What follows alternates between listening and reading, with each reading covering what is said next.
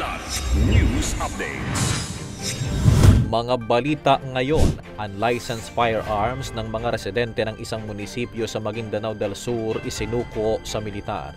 5 estudyante na trap sa elevator ng paaralan sa Davao na rescue. Bagong DOTR Sec D-Zone nanumpa cashless payment sa expressway sinuspindi. Ako po si Cesar Soriano para ihatid ang nangungunang mga balita sa buong kapuluan ngayon. 20 hindi lisensyadong baril ang isinuko ng mga residente ng munisipyo ng Datu Abdullah Sangki o DAS Maguindanao del Sur sa militar ngayong araw. Ipinagkaloob ni Mayor Soharto Alwali Mangundadato ang M14 rifles kay Colonel Edgar Cato, commander ng Army 601st Infantry Brigade sa Municipal Hall. Ayon kay Cato, bahagi ito ng Small Arms and Light Weapon Management Program ng gobyerno na lalong mabawasan ang bilang ng loose firearms at maisiguro ang mapayapang eleksyon.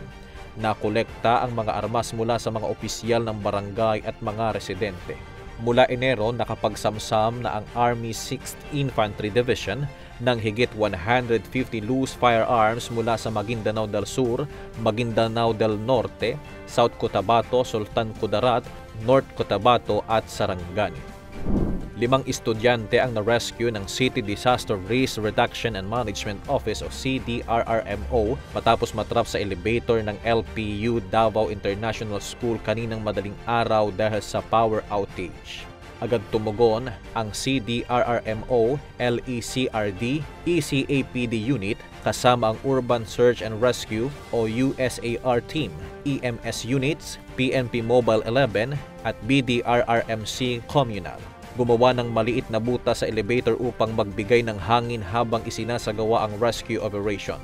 Matapos ang ilang minuto, ang mga estudyante ay ligtas na nailabas at nasa maayos na kalagayan.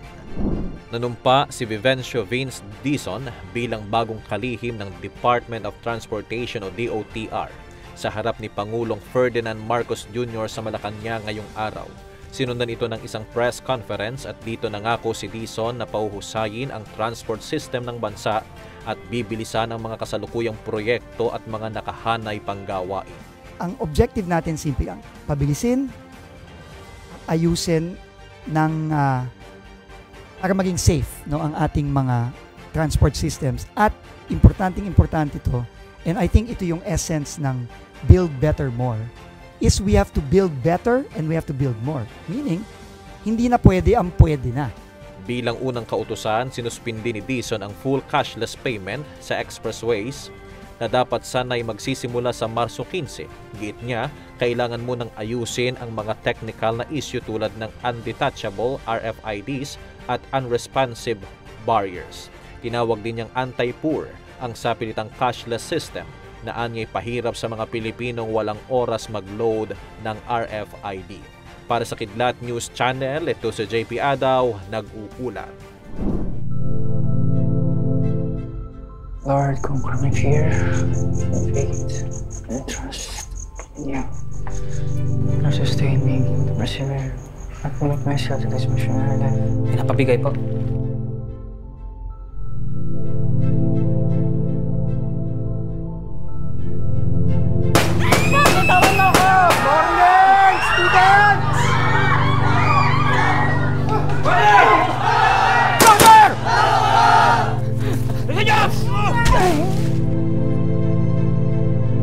Nagdeklara ng giyera ang Abu Sayyaf. Hindi tayo hinto. We cannot lose any more personnel. Naawa kayo! Isip sarili mo. Sa ngalan ng Ama, Anak, ng Espiritu Santo.